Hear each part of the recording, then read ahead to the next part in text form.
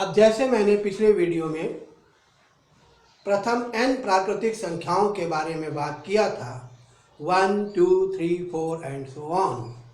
अब हम यहाँ पर प्रथम n प्राकृतिक वर्ग संख्याओं की बात करेंगे। मतलब 1 square, 2 square, 3 square, 4 square plus dot dot dot plus n square. और हम लोग इसको संकेताक्षर में सिग्मा n स्क्वायर से प्रकट करेंगे। सीधी सी बात थी, वहां 1 + 2 + 3 + 4 प्लस डॉट डॉट n था तो सिग्मा n कह दिया गया था। यहाँ 1 square plus 2 square plus 3 square plus dot dot plus n square है तो इसका संकेताक्षर में नाम सिग्मा n स्क्वायर हो जाएगा। अब मैं आपको यहाँ पर क्लियर कर दूं, ये कोई समांतर श्रेणी नहीं है, गुणोत्तर श्रेणी भी नहीं है। ये एक विशेष प्रकार की श्रेणी है जिसका योग डायरेक्ट किसी फार्मूले से नहीं निकलता, बल्कि हमें उसको विशेष विधि से सॉल्व करके निकालना पड़ता है। पर आज मैं आपको उसका प्रूफ नहीं दे रहा हूँ, मैं केवल डायरेक्ट फार्मूला आपको बता रहा हूँ और आज की डेट में केवल आपको वो फार्मूला याद करना है और उसी से आपका काम चल जाएगा। प्रूफ के बारे में बाद में बात करेंगे। तो क्या है सूत्र? Sigma n square is equal to n plus 1 2n plus 1 upon 6। ये फार्मूला होता है सिग्मा n स्क्वायर का, n plus 1 2n plus 1 upon 6। आप इस फार्मूले को जहाँ कहीं आपको सिग्मा n स्क्वायर लिखा दिखाई दे उसकी जगह आपको ये लिखना है। और फिर अगर आपके पास है 1 cube plus 2 cube plus 3 cube plus 4 cube plus dot dot plus n cube, तो इसको हम लोग संकेताक्षर में सिग्मा n क्यूब से प्रकट करेंगे। और इस सिग्मा n क्यूब का मान क्या होगा?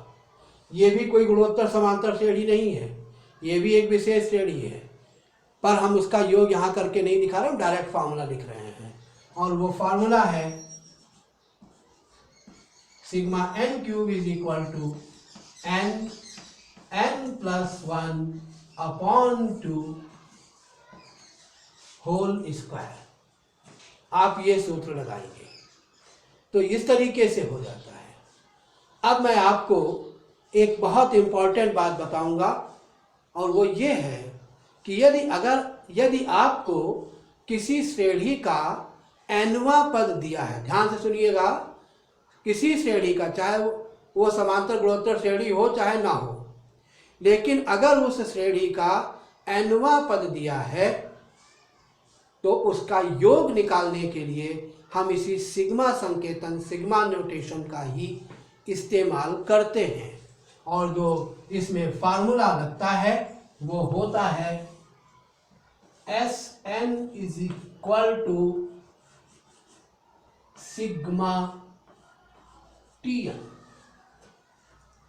माने जो आपको nवां पद दिया होता है उसमें सिग्मा लगा देते हैं और ज़रूरत के हिसाब से अगर सिग्मा n दिखाई दिया तो सिग्मा n का सूत्र लगा दिया, सिग्मा n स्क्वायर दिखाई दिया तो उसमें सिग्मा n स्क्वायर का सूत्र लगा दिया, अगर सिग्मा n क्यूब दिखाई दिया तो सिग्मा n क्यूब। अच्छा, सवाल ये उठता है कि अगर सिग्मा तो लगा है लेकिन उसके साथ कांस्टेंट आ गया,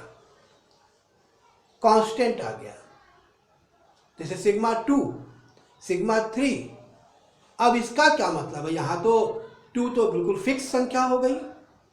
तो देखिए, मैंने कहा था कि जैसे 1 plus 2 plus 3 plus dot dot plus n, इसका मतलब आपको n संख्याएं हैं पर सारी संख्याएं अलग अलग हैं।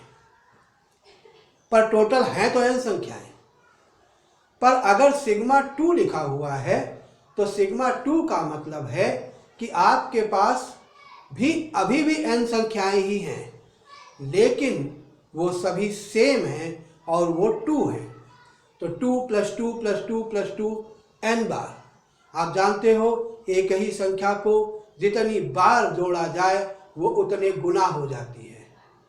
एक ही संख्या को जितनी बार जोड़ा जाए वो उतने गुना हो जाए। जैसे आप देखें 2 + 2 तो 4 माने 2 × 2, 2 + 2 + 2 मतलब 6 यानी 2 × 3। ऐसे ही अगर सिग्मा 2 लिखा है तो इसका मतलब है 2n, क्योंकि 2 को n बार जोड़ा गया होगा। तो इस बात को ध्यान रखिएगा कि अगर किसी कांस्टेंट के साथ सिग्मा लगा है तो उसका मान कांस्टेंट मल्टीप्लाइड बाई n के बराबर होगा। अब जैसे मान लिया कि आपको एक सवाल दिया गया है Tn = 2n + 3।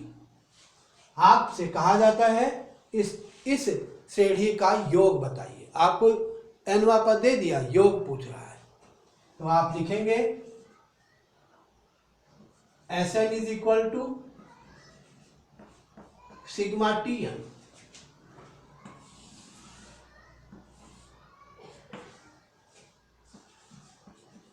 Sn = सिग्मा और Tn का मतलब 2n + 3। अब ये सिग्मा ब्रैकेट के अंदर जाएगा। जब ब्रैकेट के अंदर जाएगा तो सबसे पहले मिलेगा 2n। अब देखिए कांस्टेंट के साथ अगर n का गुणा हो रहा है जैसे 2n, तो सिग्मा लगते समय वो कांस्टेंट बाहर रहेगा और केवल n सिग्मा के अंदर रहेगा। मतलब इस तरीके से 2 सिग्मा n, ये सिग्मा ब्रैकेट में जाएगा तो ऐसे लिखा जाएगा। लेकिन अगर कांस्टेंट है और उसके साथ n नहीं है तब ये सिग्मा उसी कांस्टेंट पर ही लग जाएगा।